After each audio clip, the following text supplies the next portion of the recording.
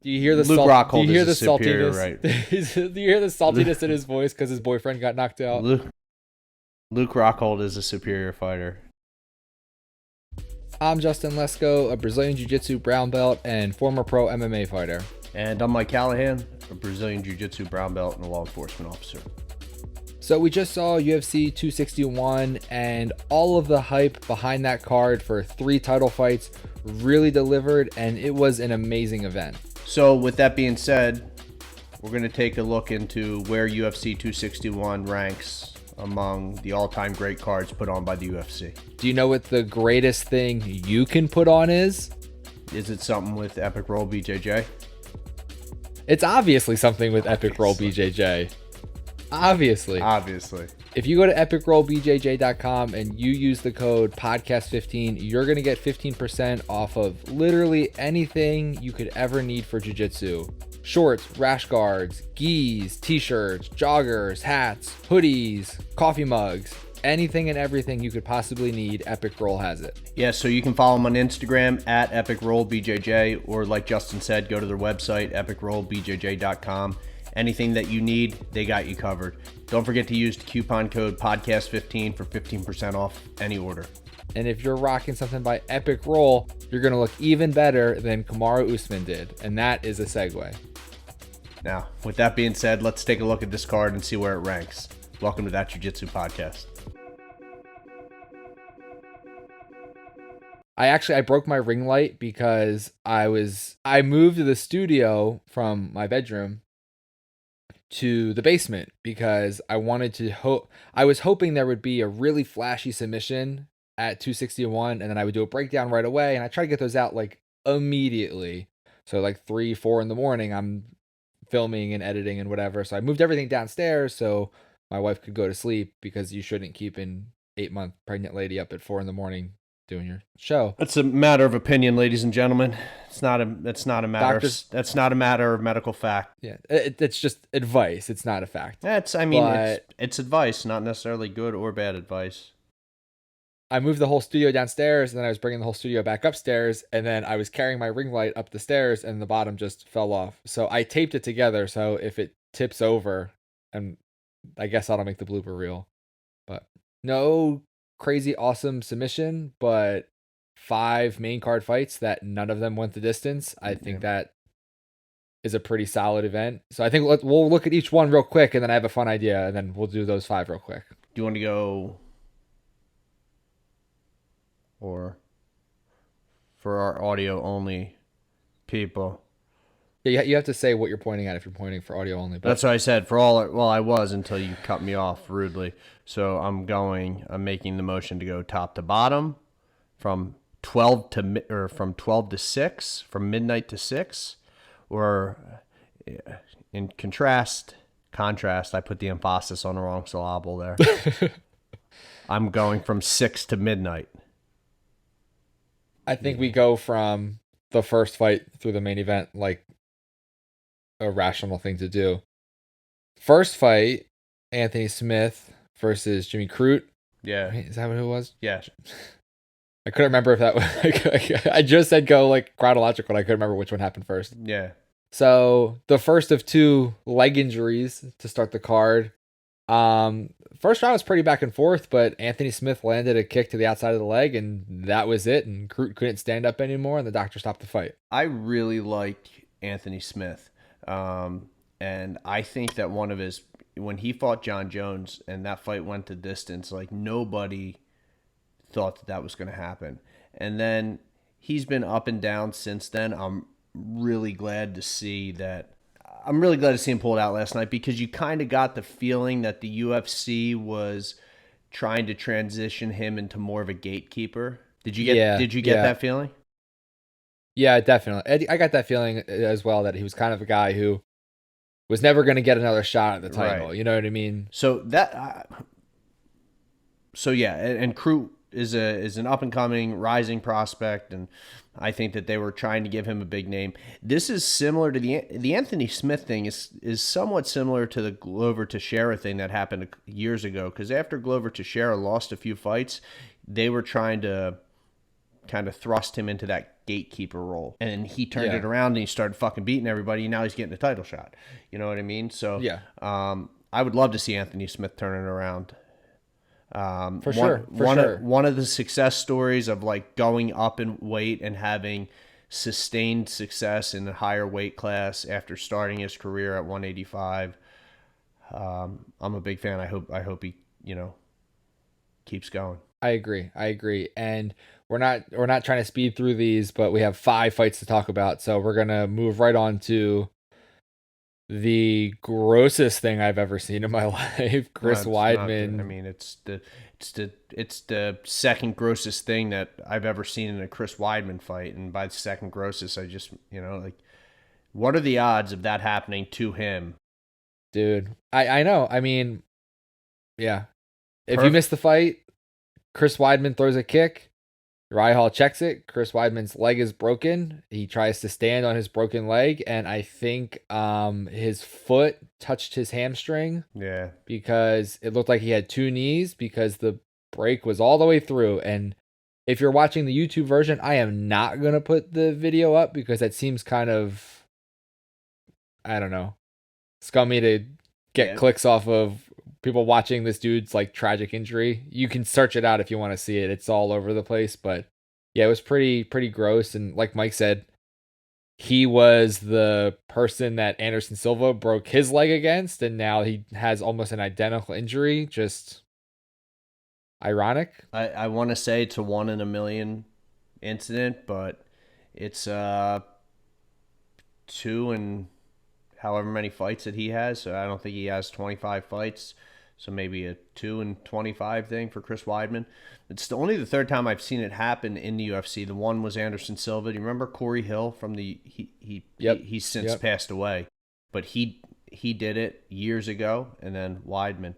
It was brutal. It was a just a basic outside leg kick, and Uriah Hall just checked it perfectly. That's a thing where a lot of times you see it like in the Anderson Silva one where it's opposing stances. So you're throwing an inside leg kick, which has a lot more power because of your opposing stances. Like if I'm standing southpaw and you're standing orthodox, my left leg throwing to hit your left leg, which is your front leg, Right. I have a lot of power with my back leg throwing. If you check it and it lands right, there's a lot of power there.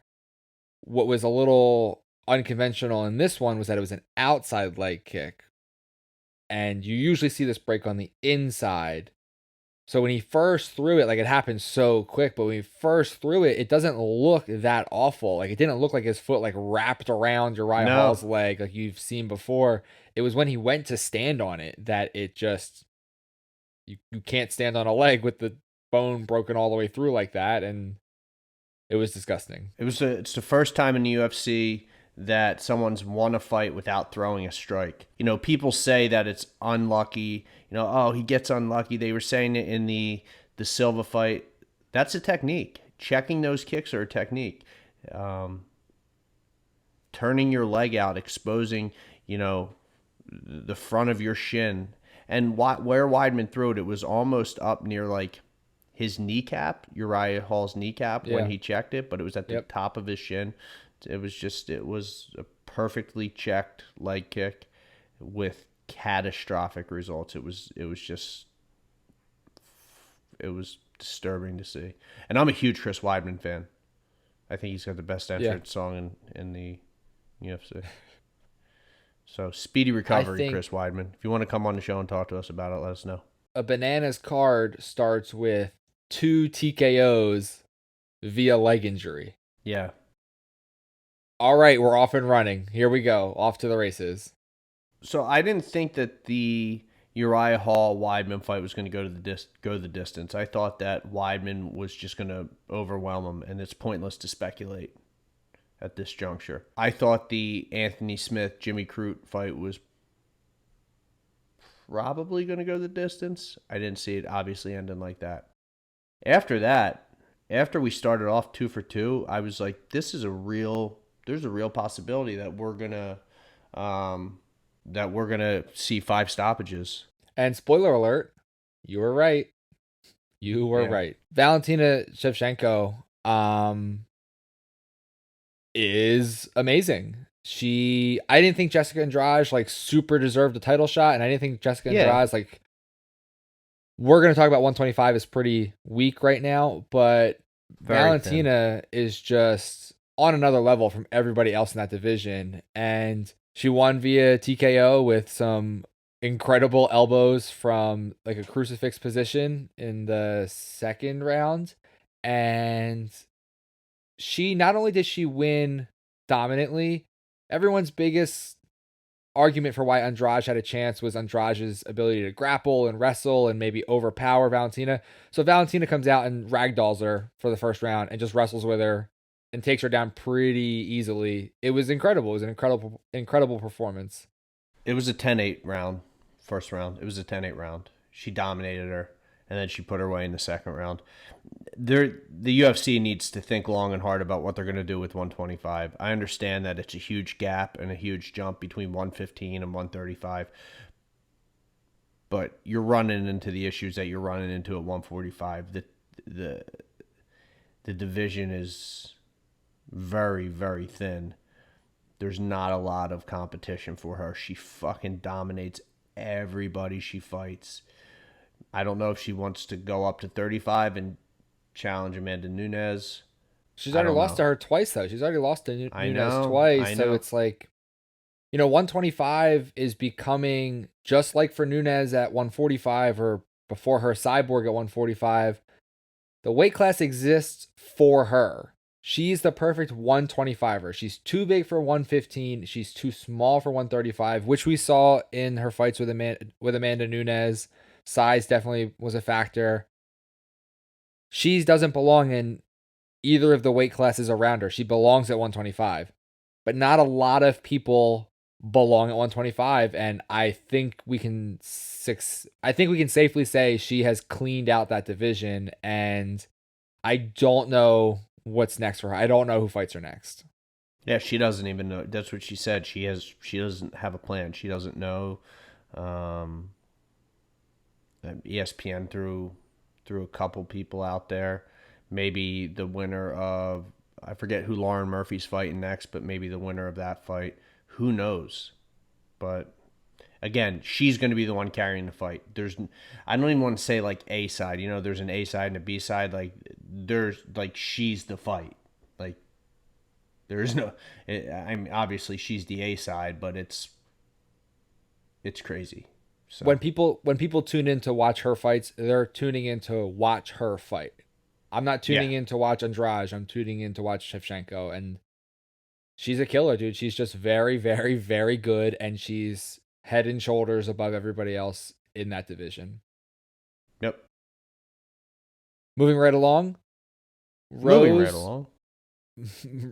Rose versus Wiley Zhang went not at all the way I thought that fight was going to go. Rose knocked her out in the first round with a head kick that was beautifully set up. Beautifully set up. When you can force your opponent to react completely in the wrong way and then knock them out with a head kick, it's a beautiful performance. Trevor Whitman had himself a good night because he also cornered Usman, which we'll get to. But Rose Namajunas is the champ again, and I was surprised. I mean, there's not a lot to talk about. She threw a front leg head kick and rocked her. She folded Wiley in half.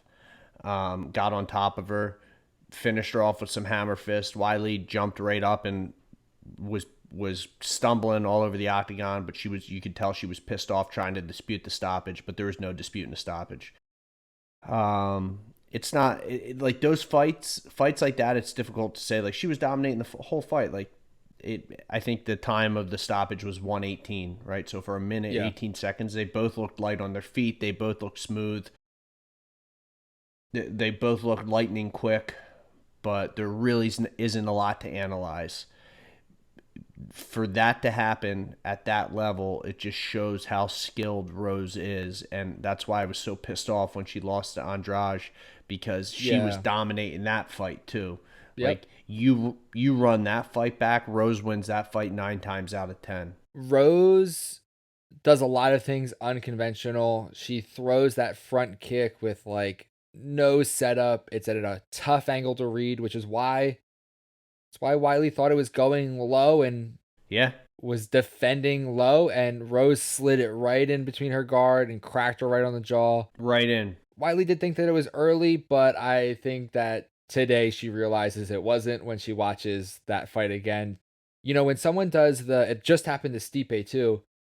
Someone gets knocked out and their foot gets caught underneath them because they are so limp unconscious, and then their foot like snaps out. You know what I'm saying? Like their foot is underneath Yep. their butt and it just flicks out because their weight falls back. That's what happened last night. That's the true sign you were completely unconscious before you hit the ground. And she might have started to come back, but Rose was landing unanswered shots when she was on the ground. That was a very good stoppage. Rose was definitively the winner. And I think JJ should be next. I think that I want to see Joanna versus Rose again. I don't know who For else the really is third in that time. division for For the the third third time. time. I I don't thought know. the second fight was close between the two of them. I can see the argument that either person won, but I don't know that there's Yeah. anyone else really in that division. You just knocked out the champion in, like you said, a minute and 18 seconds.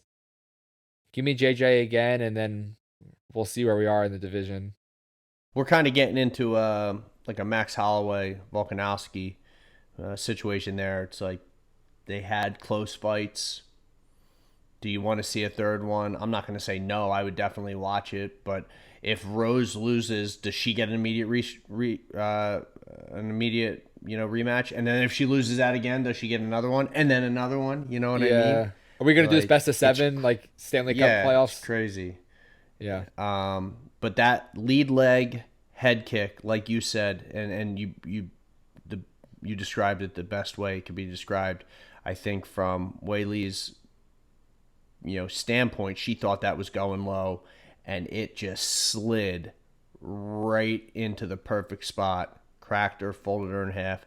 And sometimes, I mean, if you're listening to this, you see it from time to time. Those follow-up shots can sometimes wake people up, you Yeah. know? Yep. So I think what happened was she got folded in half, and then those follow-up shots kind of woke up Wei Li, and she thought that she was okay, but she wasn't. And any objective person looking at that stoppage knows that it was a good stoppage. Yeah, absolutely. And I think that kick doesn't happen by accident. No. That shit is premeditated. That doesn't happen where it's just like, oh, she threw it out there and it landed. That is either that's either credit to Trevor Whitman for seeing that and drilling that with her, and that was the plan to attack with that, or that was a read that Rose got in that short 1 minute of back and forth where she saw how Wiley Zhang was reacting to attacks lower on her body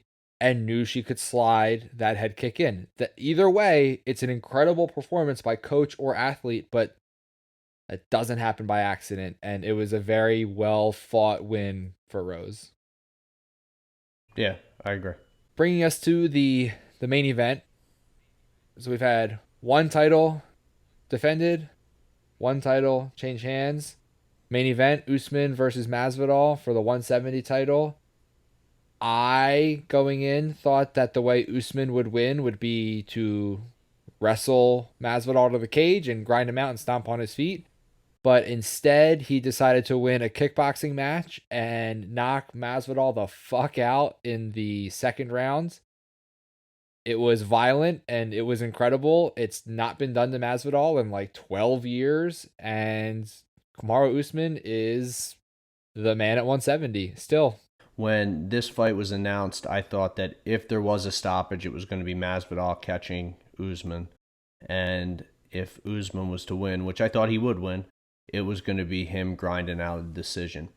I kind of came off of that when I saw clips of him training, and I was seeing how he was flowing with his hands, and it just looked effortless. And they're hitting mitts and shadow boxing is one thing. I understand that, and getting into the ring and fighting someone who's trying to kill you is something completely different. But just after seeing that, it reminded me the one time that I saw Junior Dos Santos, and it was the first time I had ever seen film on him, and it was on a UFC embedded, and he was fighting Fabricio Verdum, and the way that he was hitting mitts, it was just so violent.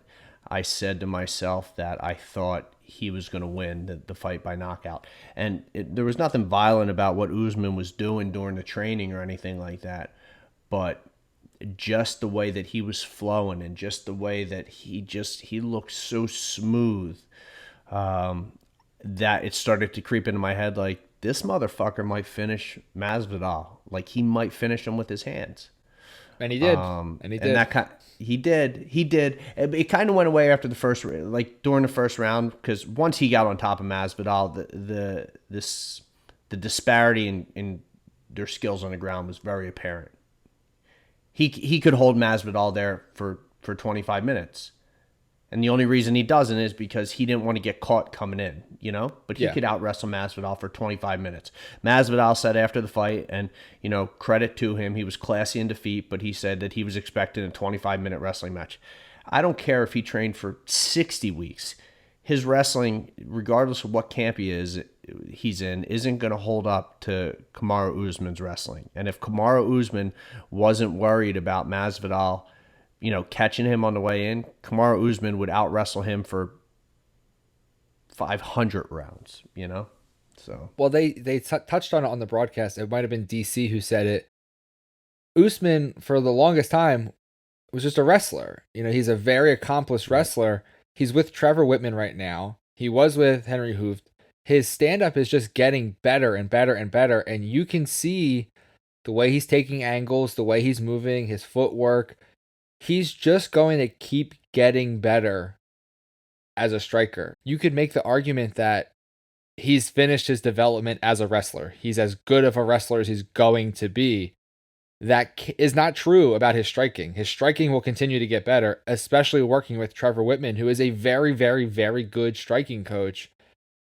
I know Dana has already said that Colby Covington is next. Usman already beat him. I'm like not super excited for that fight, but I don't get to make the matches, so it is what it is. You still got Leon Edwards. Yet. You still got Leon Edwards out there for once Usman beats Covington again, which I think he will, and we'll get more into that as that fight gets closer.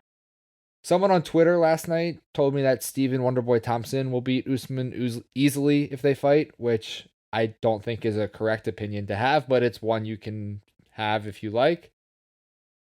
Usman, if you're not educated on mixed martial arts. Right. Usman right now is a complete fighter who's only going to keep getting better. I don't know who beats him at 170. Dude is very good. He's not my favorite fighter. He's not my favorite guy, but you can't take anything away from how incredibly talented he is. So he's not that young. He's 33 years old. So this isn't something that I think he's going to sustain for like the next 12 years. And, you know, Khamzat, how do you say his last name? Chimaev? The Russian. Chimaev? Yeah. Chimaev. I think he could potentially be a problem. But nobody's going to easily beat Kamaru Usman. Nobody's going to easily beat him. I'm more excited about the Covington rematch because it was a pretty close match before the stoppage. I'm more excited about that than I am about the Masvidal match. So hopefully that's next. I think Leon Edwards is going to beat Nate Diaz, although I'm rooting for Nate Diaz. In the event that Nate Diaz wins that fight, I think the entire welterweight division gets thrown for a loop. So just to recap, we had 5 fights on the main card. 2 ended with TKOs via leg injuries of varying gruesomeness. We had Valentina continue to be super dominant. We had Rose with a beautiful knockout to reclaim her title. The first woman to ever reclaim a title that she's lost in the UFC. You had Usman further climbing the pound-for-pound ranks by knocking out Masvidal and showing his incredibly improved hands and his incredibly well-roundedness. An amazing card. Top to bottom, an amazing card. there's been some other amazing cards. So I wanted to see if we could pick a card that we thought was the best UFC card of all time. And I actually thought that we could have a fun game because I know how good you are about remembering every little detail about stupid things. And you do not need to tell me where you were for all of these cards, but we can do this one of two ways. I can give you the number on my short list that I have compiled, Okay. and you can tell me what the fights are on that card, or I can tell you a fight and see if you can tell me the number. So which way do you want to try? Which way do you feel more confident? You can tell me the fight, and I'll tell you the number. So this is not in any order. This was just me thinking of fights and then doing a lot of research and looking at a lot of cards for the last like 10 or 15 years of the UFC. All right, you ready? Let me see if I'm going to start with a harder one. Okay, these are the facts about this card. It was the UFC debut in Toronto, Canada. Yeah, it was George St. Pierre versus Jake Shields. What else was on that card? Jose Aldo versus Mark Hominick. And one more big one. Yeah. Jose Aldo versus Mark Hominick. And what weight class? I think this was at 205. Yeah, 205. 205. Did John Jones fight on that card? Nope. I don't know. Machida front kicked Randy Couture right into retirement and knocked his tooth out. Oh, okay. Can you tell me the number and the... You don't have to give me the day, date, but the month and the year? Of that card? That card. I don't know the number, but I believe it was in April of 2012. Oh, you're close. It was UFC 129, and it was April of 2011. Oh, okay.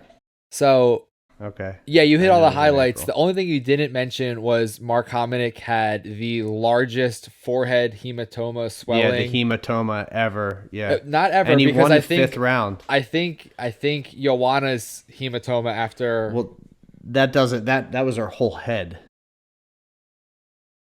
There's two that are pretty recent. How about I give you the number and see if you can do it that way? Okay. Because that'll be harder. I think you'll know the numbers if I just tell you these. Okay. First one is Conor versus Mendez after Aldo pulled out. And it also featured Robbie Lawler versus Rory McDonald 2, which is widely considered one of the best fights of all time. That was July 11th, 2015. You get extra points for remembering the date. Yeah. July 2015. Yeah, so, because, let me think about this. Because 205 was Conor versus Alvarez.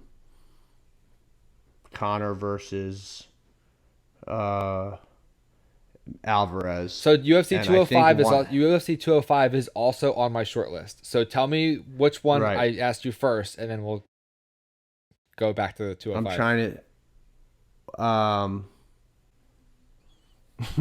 This is bothering you, isn't it?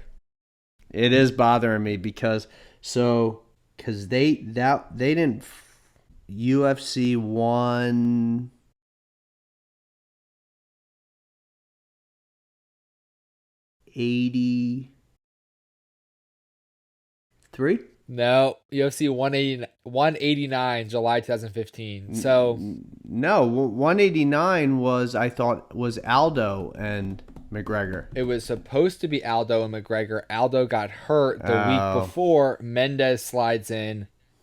Conor. So in that fight, Conor survived Mendez taking him down early. Yeah. And then Mendez was sort of gassing out. And then Conor kept throwing that teep to the midsection and just sucking the oxygen out of Chad Mendez and eventually TKO'd him and put him down. And he became interim champion. And that was at the time when everyone still was like all about Conor. Like he was still contender Conor. He was still, Yeah. Yep. And if you haven't watched the 10-part embedded series where they did Conor versus Aldo's world tour and the build up to 189, some of the best content the UFC's ever put out. It's still on YouTube. You should watch it. Unbelievable. It was unbelievable. And it's fun to watch and remember a time when Conor wasn't a complete scumbag. There was rumors of his scumbagness, but he wasn't super scumbag. But that 189 that also had, it gets overshadowed by the McGregor Mendez fight. It's one of the greatest. Yeah. Robbie Lawler versus Rory McDonald. Lawler finishes him late in the fight with an already busted up nose. They're both drenched in blood. Yep. Lawler's lip is flapping Yep. because he's got a giant cut. It was unbelievable. After the fourth round, they're both bloody messes and they just Staring at each other. Yeah, dude. Yeah. Awesome card. But that card was sort of like the here's Conor. They had the live performances of the walkouts for him and Chad Mendez. Like, it was just a big card. It was a good one. You mentioned 205. That was Conor's probably best performance when he finished Eddie Alvarez, became the first ever simultaneous double champ. You also had Joanna Jędrzejczyk defends against Karolina Kowalkiewicz, which I think is the right way to say that, but that was a good fight. And then again, our boy Weidman, his second mention on the show, Yoel Romero, Cuban missile, flying knee, knocks out Weidman. So those were two. That was a great card. This one I'm going to give you again. I'm going to give you fights and see if you can give me the number, because I think the last two are they're just too obvious. It's UFC 100 and UFC 200, but we'll talk about those in a minute. Yeah. This might be a little sore for you, because if anyone doesn't know Mike Callahan personally, there was a time when I think his cell phone background was a picture of Luke Rockhold, because that's how much he had a man crush on Luke Rockhold. And this fight was Michael Bisping on short notice, knocking out Luke Rockhold to win the 185-pound title. Who was the how long of a notice was it? It was like, I think it was like 12 days. I don't know. Because it was Weidman, right? It was supposed to be Weidman. It was supposed to be Weidman. I don't remember why Weidman pulled out. But it was supposed to be Weidman. Bisping was like filming a movie or something. Like, he wasn't even in camp. It was sort of like Masvidal in the first fight versus Usman. It was a lucky shot. It was a lucky shot, yeah. It wasn't a lucky shot. It was a well-placed counter. Do you hear the Luke Rockhold? Do you hear the saltiness? Right. Do you hear the saltiness in his voice because his boyfriend got knocked out? Luke Rockhold is a superior fighter to Michael Bisping than Michael Bisping. I don't know. That's a hot take right there. I actually don't like. I'm glad that Michael Bisping won, just not at Luke Rockhold's expense. I think Michael Bisping's an arrogant prick. However, I think that Michael Bisping had been in the game for so long and had grinded out, legitimate wins over, perennial contenders, and was always near the top. And for him to cash in on that on short notice like that, it sucked to see Rockhold lose, but part of me was happy for Bisping. Bisping was a guy who was always one win away from a title shot. He would lose that fight. And then the person he lost to, it would come out they were on drugs when he lost to them. Like, constantly. He kept losing fights to guys who were cheating. So I agree with you. Vitor Belfort, Chael Sonnen. But anyway, that was, I think, that was UFC 199. Correct. So UFC 200 was in July of 2016, so that was in June of 2016. Correct. You got that one. All three parts. Boom, boom, boom. Well. All right, so UFC 100 obviously was the first huge spectacle, super fight, celebration, UFC 100. It was incredible. Do you remember I had three main fights listed on here. That one was Brock Lesnar and Frank Mir. It was Dan Hardy and GSP. Nope. And it was Mike. No, it was GSP on that card? Yes. Oh, GSP versus Thiago Alves? Yep. And then Bisping versus Michael Bisping versus...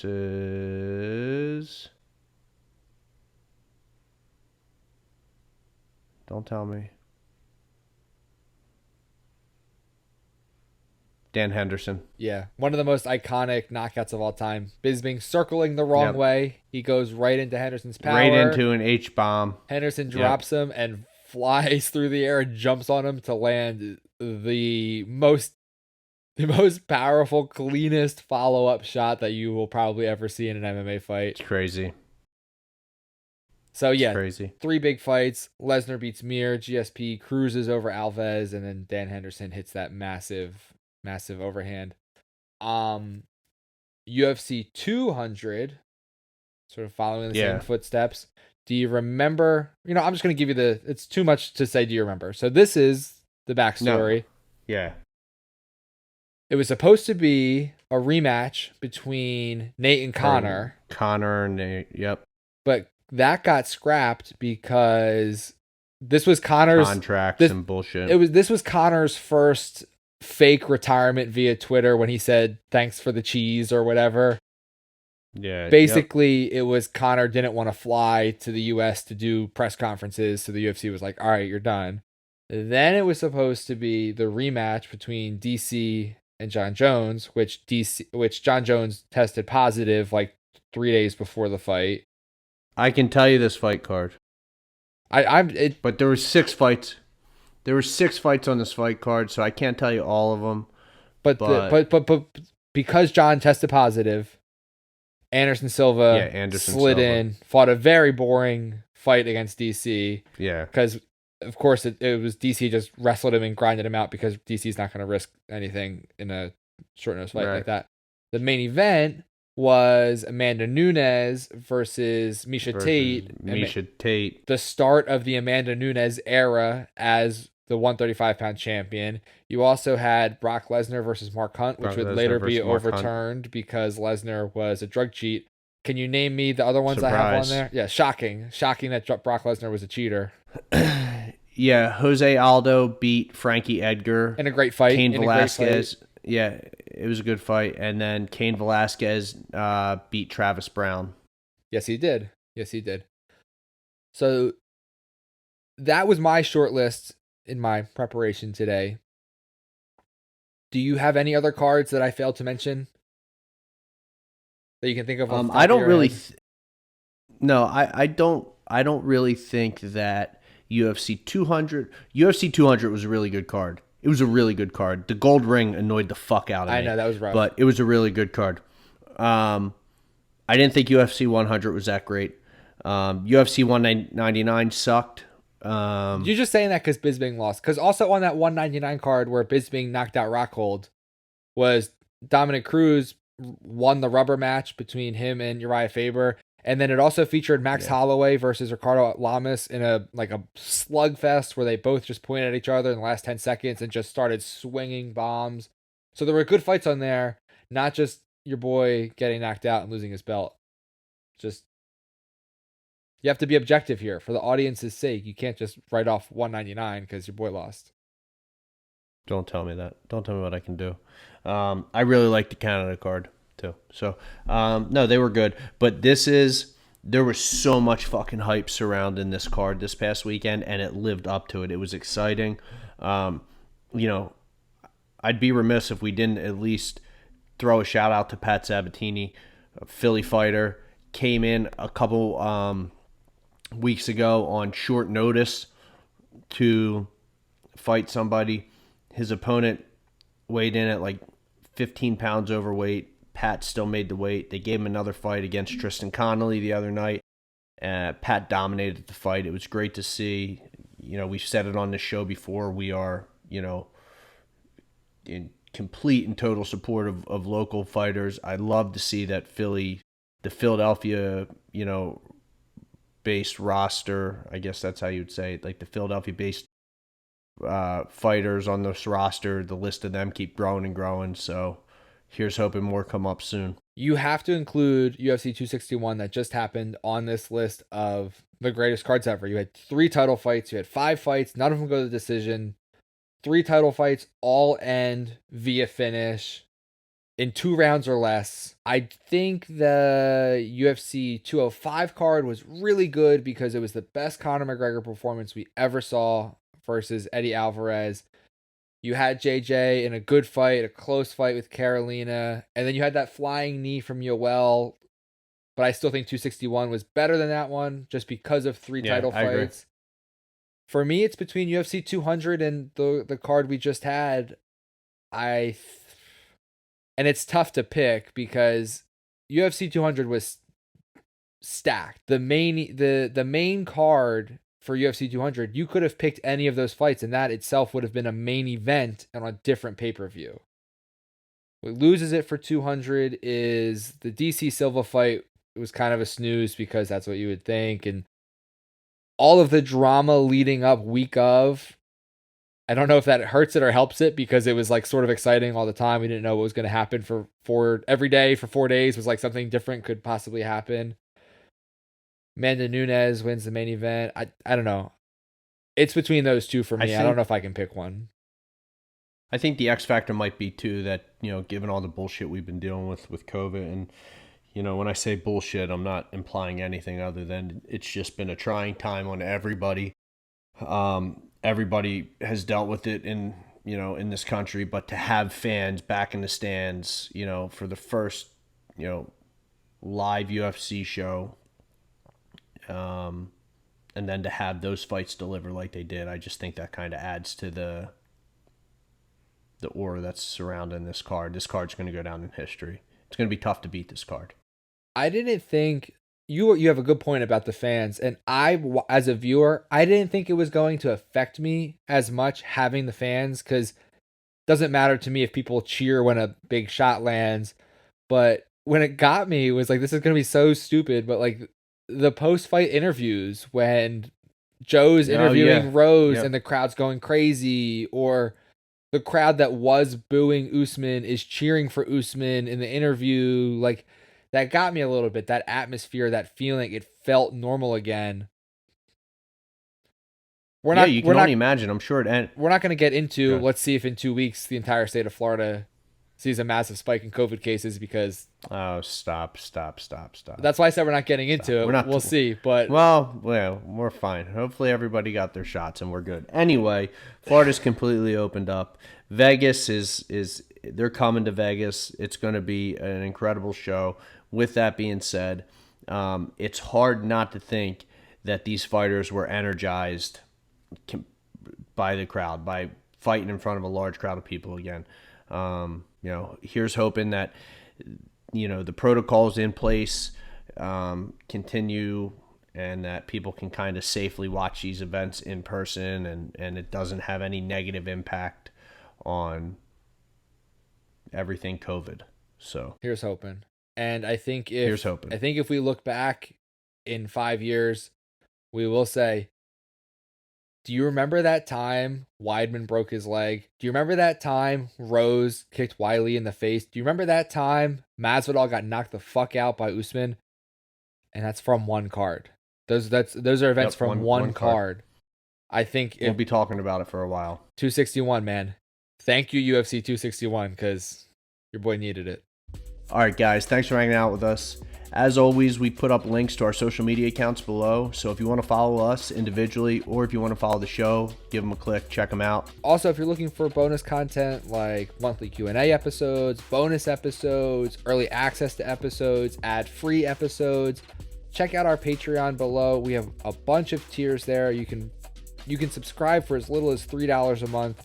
It's a great way to help support the show and get some more of us in your lives.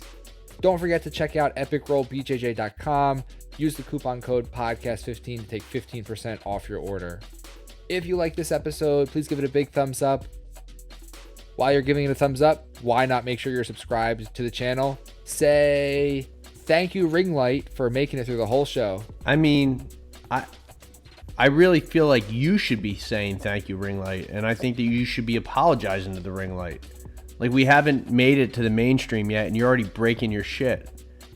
All right, I'm sorry, Ringlight, that you broke, but you should be appreciative that I fixed it. This has gone on way too long. Thank you, and good night, everybody. Okay. Thanks, guys.